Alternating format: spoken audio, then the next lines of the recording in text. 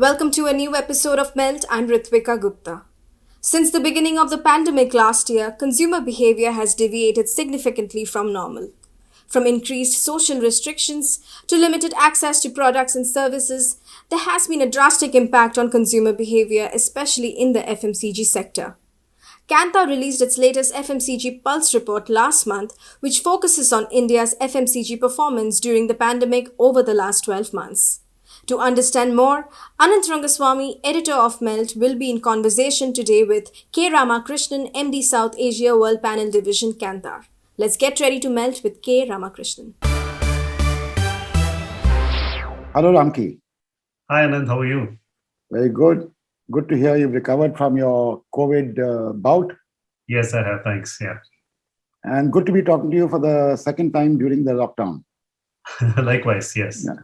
So I think, research like this is required more and more in a world that is so transient. Very true. So let's get down to your study. I've just pulled out a few areas of, I think, interest to the larger world of marketers, not restricted to a few categories. Right. So I'm going to start with your study showing that sales of hand wash, body wash, antiseptics have all, zoomed. Right. Now, I want to get a sense from you. Right. How much of this growth is temporary? How much is permanent? How much will we see end? For example, tomorrow, if we get to zero levels in Bombay, right, will we see a drop in these categories and so on? Sure. Okay. So I want to just step back a little and not look at it from a pandemic lens and look at it slightly behind. Now, if you see the total FMCG basket, foods contribute close to 70 plus percentage. But if you look at the growth of FMCG, what is the contribution coming from food, etc.? It's close to 60. So which means what is that the higher growth is coming from home care and personal care. And this is not a phenomenon which was pandemic led, right? Now, what among personal care is causing that big growth? If you want to see that, there are several categories which are vying for it. And those happen to be body wash, hand wash, antiseptic, etc. They have been definitely accelerated by the pandemic to a very large extent. But even before pandemic, all these three contributed to higher percentage of growth than their actual percentage contribution. Now let's come to the question that you specifically asked, saying which of these is permanent and things like that. Now, sometimes what happens is it takes a global or a very large phenomenon or even a catastrophe to change some habits. And perhaps that is what is happening in the area of, like, let's say, use of sanitizers or hand wash or body wash or antiseptics. Certainly, as we speak, the US has today apparently announced that if you're vaccinated, if you have taken both your vaccinations, you don't need to follow the mask regime or even social distancing. We are very far from it. But even if it does happen, at some point of time, there will be a laxity that will slip into our lives. But that said, where does that leave us in comparison to the times before the pandemic? There'll be a significant difference in the number of households that continue to use a body wash or a hand wash or antiseptic for sure. Because the fear that has gotten into people over what their families, their known ones, like somebody was saying, pandemic is the COVID is no longer names. It's no longer numbers, it's names, because everyone seems to know somebody who's had something to do with COVID. So from that point of view, the fear exists. And because of the fear existing, there may be a bunch of people who will opt out of these categories very easily. But I think a large number of Indian households will continue to use these categories and contribute to its growth in line with what was happening before the pandemic period. Right. I'm going to move away from your study and ask you to answer something subjectively. Yeah. Now, when we've had a lockdown and we've had an unlockdown, at least in urban India, we've seen consumers going back to, shall we say, bad habits. Sure. For example, in Bangalore, we saw all the pubs were completely packed as soon as they got a license to do so. Right. Now we are seeing in London the same phenomenon. Yeah. We're seeing the crowds going back. Right. So that makes me question, you're saying that, post-pandemic, sure, there are some changes which won't happen. So I'm provoking you, please tell me why there will be this more permanent change than I am cynically suggesting. Yeah, so I'm looking at it from a home lens, right? What you're referred to is an out-of-home lens, right? When out-of-home behavior certainly will change, because it's like, you constrict somebody for a long time inside and you suddenly let them loose, they will cool down.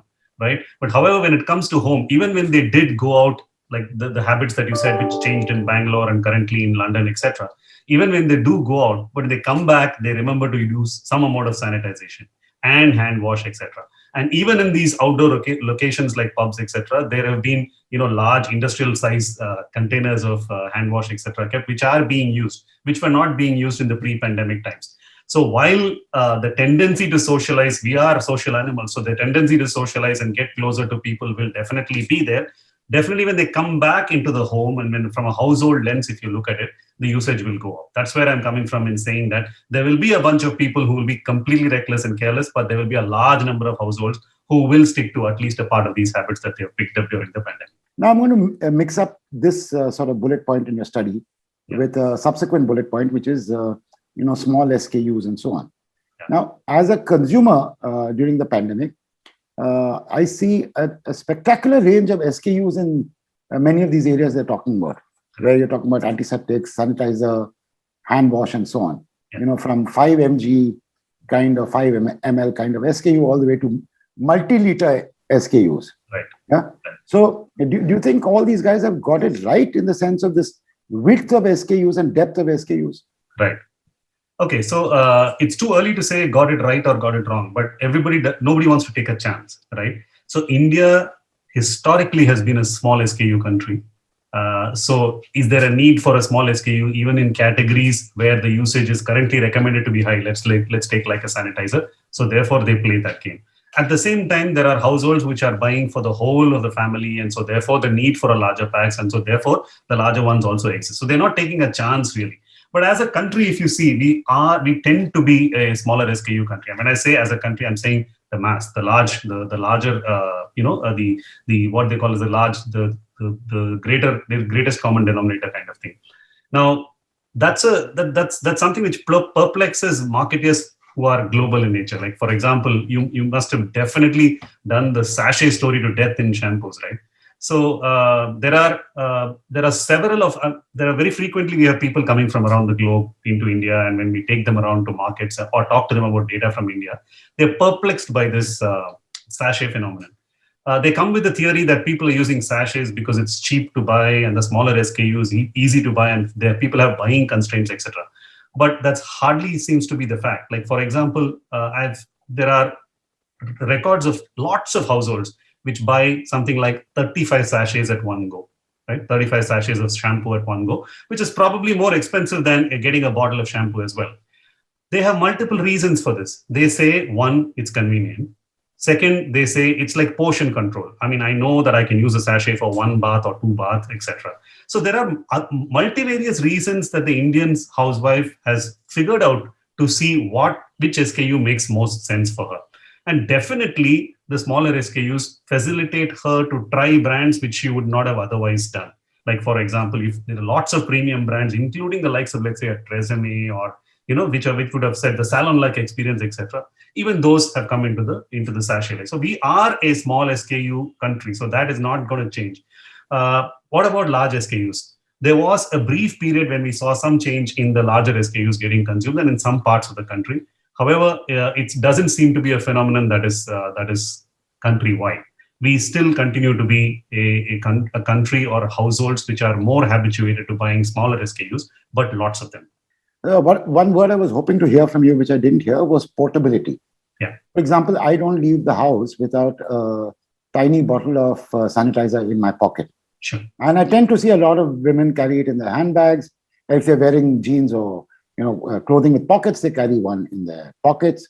So portability, is that something that marketers are kind of missing? Because we spoke of, the incongruity where people are buying 35 sachets in one go of shampoo, for example. Yeah. But is portability a good reason for smaller and smaller SKUs beyond the sanitizer category and the obvious categories that jump up?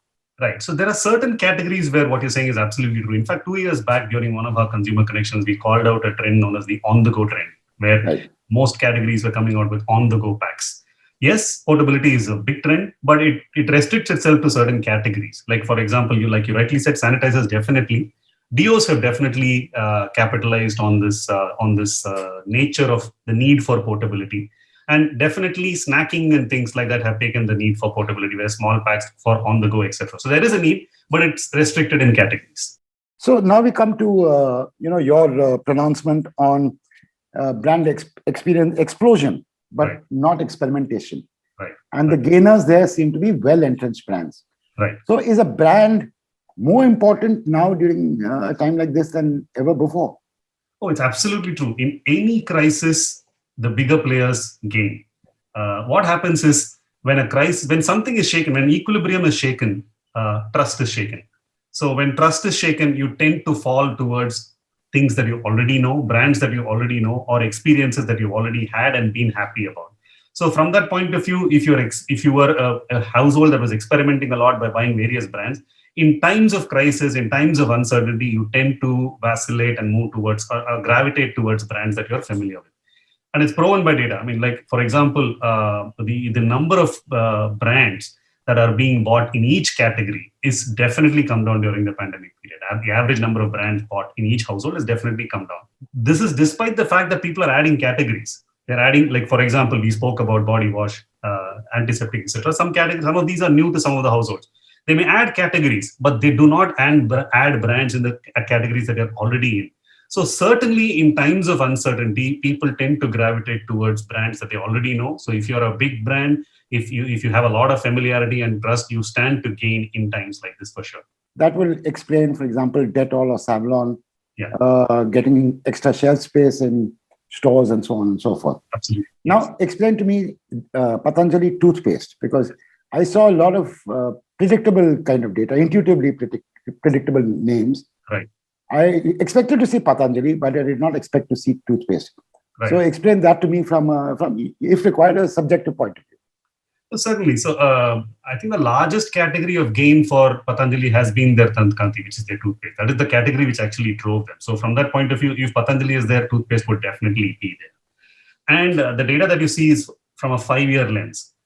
So therefore, if you take the last 2 years, the story may be slightly different. So from a 5-year lens, definitely Patanjali made a very big gain, and particularly in toothpaste. Right.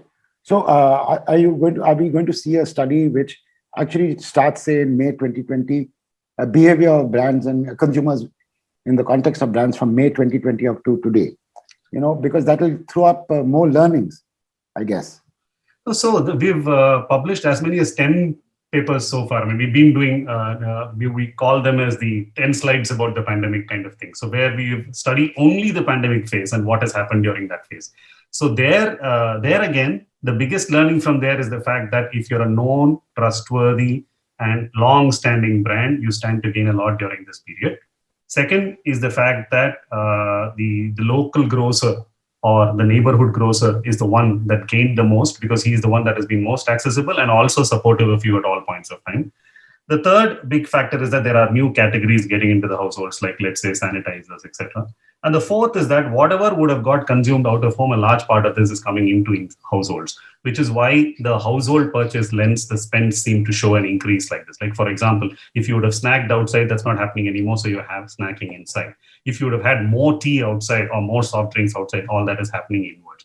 So those were the kind of observations that we made specifically with relation to the pandemic. So now let's come to a part that I find fascinating always. Yeah. Like you said, in my career, I must have done the sachet story many times. Right. And I, at that critical point, perhaps I was in Chennai, where I saw the birth of, say, Velvet and Chick and Nile and Right. all these amazing sachet brands. Right. Now, from your study again, it suggests that small SKUs, the penetration, the strength, or dominance is greater in the South than elsewhere. What is it that is happening in the South, Right. which is not happening in the North? And the second is, what can brands learn and to take from the South and make it travel across the country? Okay, so specifically to sachet story, it's not really so much of a South story. It is a national phenomenon, but if you take percentages, maybe South will score higher. The point is, definitely, if there is a phenomenon that starts in a particular region, that tends to stay there and percolates beyond categories, which is exactly what happened in the case of sachets. In the case of shampoos, it started in the South, and slowly it went across other categories. Now, if you look at a category like, let's say, milk food drinks, which is like the likes of Horlicks and Boost and stuff like that. These are very strongly skewed towards 3 or 4 markets in the country, one being the south, one being the east, and a little bit in the west. And again, so because these are strong markets and there is a phenomenon, the sachet phenomenon came in there as well.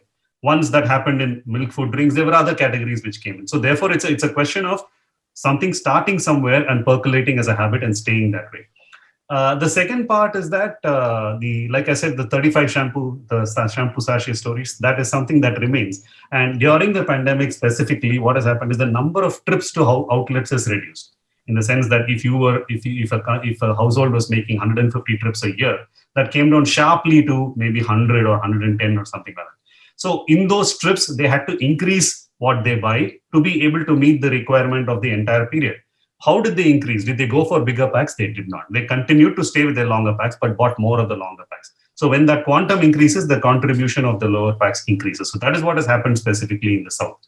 In the south, it's always been a slightly more planned purchase in the rest of the country. So when I say planned purchase, what I mean by this, the role of impulse has been lesser as compared to some of the other parts of the country. So therefore, if I know that I'm going 3 times to a grocer, 3 times is when the housewife typically buys, and she knows exactly what she wants and she plans whatever she wants into that period. Whereas there's a higher degree of on the fly buying in some of the other markets where the number of trips are also more. So all of those got constricted to some extent during the pandemic, whereas south it did not because of the planning nature existing. That's the only reason why I would explain, that would possibly explain why south has done better, or specifically Tamil Nadu has done better. Now, something I was hoping to see, which I couldn't make out, maybe because what we've got is a truncated version of your study, is e-commerce behavior. How much of all these behavior patterns that you're telling me today works equally in e-commerce as well as your Kirana store? Okay. So 2 ways in which I can answer that. One is if you take from a penetration point of view, what percentage of households actually buy any FMCG from an e-commerce outlet? That number hovers around anywhere between 18 and 20%. Now that percentage of households went up from 20 to 25, right? And within those 25 households, did their trips increase? Actually, no. They also made their planned purchases more, in the sense that if I have to plan a grocery purchase, I don't know whether deliveries will happen day after tomorrow, because what kind of lockdown will affect what is not clear. So therefore, I end up buying a little more in lesser number of occasions, but more in each occasion. So whatever is actually happening in the real life physical market is mimicking itself in the e-commerce market. And there are more people adapting to e-commerce. That said, even today, the percentage of total FMCG that comes out of e-commerce is in low single digits as far as FMCG is concerned. While it may have doubled, tripled, etc., the numbers are still smaller in comparison to what the rest of the world offers. So tell me, suppose we had to move away from a 5-year study and go to your 10 slides about the pandemic. Yeah. How would e-commerce for FMCG figure in those 10 slides? So clearly, they've seen like I said, a 3-fold increase in penetration, for threefold increase in incidence, which means the percentage of total FMCG bought that comes from e-commerce has certainly gone up. Now, if you move it to urban, bigger cities, the number becomes substantially higher. I mean, in the sense that what would be a nationally 3 to 4%, urban, bigger cities, it comes closer to a double-digit kind of figure. So significant growth in those areas. And the point is, there are what used to be restricted to a certain bunch of categories like personal care or those kind of things has now moved beyond to, let's say, move to home care as well. And the fact that with that the growth of slightly larger packs when it comes to e-commerce. There are categories where small packs rule the roost even in e-commerce, but definitely e-commerce shows some signs where the pack size is getting bigger are being seen in some of the categories. Right. So has e-commerce become a new distribution channel that no FMCG company can ignore?